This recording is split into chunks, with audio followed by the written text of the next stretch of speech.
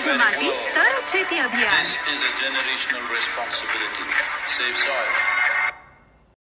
नमस्कार, मी कृषी मित्र निलेश वायभासे आपल्या SV ऑर्गॅनिक्स या यूट्यूब चॅनलवरती हार्दिक स्वागत करतो. आज आपण अशा एका बागेमध्ये आलेलो आहेत की ती बाग मागच्या वर्षी पूर्णपणे फेल गेलेली होती, पण यंदा त्या बागेवरती तुम्हाला दाखवते अशा पद्धतीची फळे आहेत. ही कशी आहेत, का आहेत, हे थोडक्यात आपण आता जाणून घेऊयात. ज्या बागेची मागच्या वर्षी 1 रुपयाही नाही झाला, त्या बागेच्या ह्या वर्षी पैसे होताना दिसत आहेत. तर आज आपण फलटण तालुक्यात क्रोली गावामध्ये आहोत. चला जाऊया शेतकरी दादांकडे जाऊन थोडीशी चर्चा करूयात की नेमकी ह्या बागाला असं काय केले गेले होतं की मागच्या वर्षी जो फेल गेलेला बाग होता यंदा त्याचे आपल्याला पैसे होताना दिसतात. SV ॲग्रोची ट्रीटमेंट करण्या अगोदर ह्या प्रकारची झाडं होती आणि थोडीशी रिस्क घेऊन SV ॲग्रोची ट्रीटमेंट घेऊन आपण ह्या झाडांचं रूपांतरण बहरलेल्या लगडलेल्या अशा फळांमध्ये, ह्या अशा झाडांमध्ये आपण केलेले आहे. तर जाऊयात, बोलूयात शेतकरी दादांची. नमस्कार. सध्याला आपलं नाव आणि आपण कोणत्या गावात उभे आहोत त्या गावाचं नाव सांगता येईल का? माझं नाव महेश सुरेश पवार, कुरोली बुद्रुक, तालुका फलटण. कुरोली बुद्रुक, तालुका फलटण.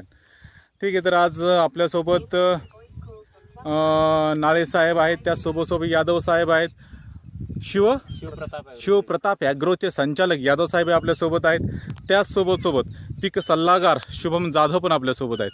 तर शुभम, मला सांगा, तुम्ही सांगितलं त्याप्रमाणे की आपल्या ह्या पद्धतीची सगळी झाडं होती, बरोबर आहे की नाही? बरोबर. पण आता थोडंसं रूपांतर आता त्यांना दाखवलं आपण मगाच्या व्हिडिओमध्ये, त्या पद्धतीने आपल्या पिकामध्ये झालेलं आहे.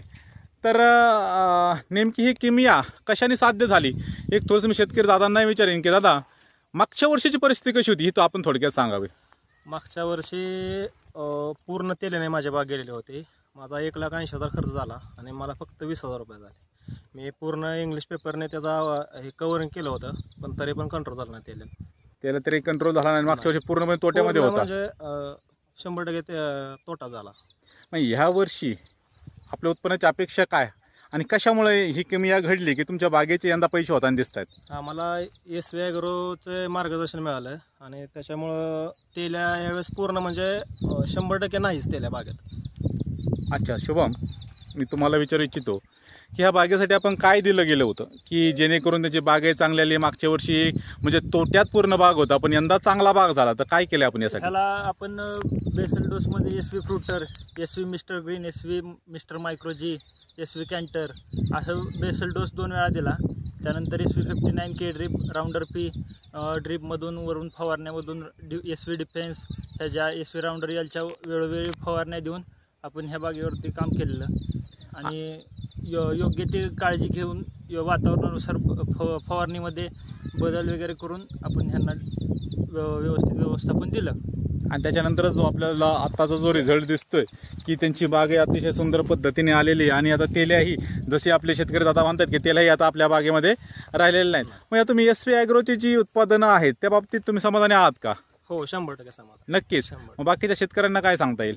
मी ऑलरेडी सांगतोय SV ॲग्रोचे उत्पादन वापरा म्हणून. म्हणजे या फलटण तालुक्यामध्ये आता मला वाटतं बऱ्यापैकी बागा शिल्लक राहिलेल्या नाहीत यादव साहेब, बरोबर आहे? हो, बरोबर.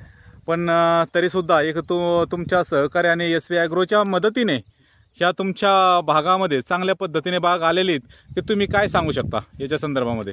याच्या संदर्भात सांगायचं झालं तर ज्यावेळेस पहिल्यांदा आलो होतो मी, त्यावेळेस आता मग अशी दाखवल्याप्रमाणे झाडं होती सगळी. अच्छा. जवळजवळ 70% प्लॉट तसाच होता सेम. शेतकऱ्यांनी एक रिस्क घेतली, पहिल्यांदा तयार नव्हते, नंतर सगळ्यांनी आपण म्हणजे रिस्क घेऊनच ही बाग चालू केली आणि विशेष गोष्ट अशी की ती बाग आज सक्सेसफुल आहे आणि सगळी किंमत आहे SV ॲग्रोची, शिवम जाधव साहेबांचं ट्रीटमेंट. आणि लोक म्हणतात की सेंद्रिय उत्पादनांचा रिझल्ट येत नाहीत, पण SV ॲग्रोच्या सल्ल्याने 100% हे सक्सेसफुल झालेलं आहे. आणि इथं हे म्हणजे आपण डोळ्यांनी बघू शकता, इथं त्या फळाचा कलर, ही फळांची साईज वगैरे बघितली असता एकदम म्हणजे एकदम छान रिझल्ट असं दिसून येत आहेत सगळीकडे. म्हणजेच गेलेल्या बागेतही किमिया पुनर्जीवन त्या बागेला देण्याचं काम SV ॲग्रोने केले असं म्हणण्यास हरकत नाही. तर आपल्या गावचे सरपंच पण आहेत, शेतकरी दादा आपल्या गावचे सरपंच पण आहेत, बरोबर दादा?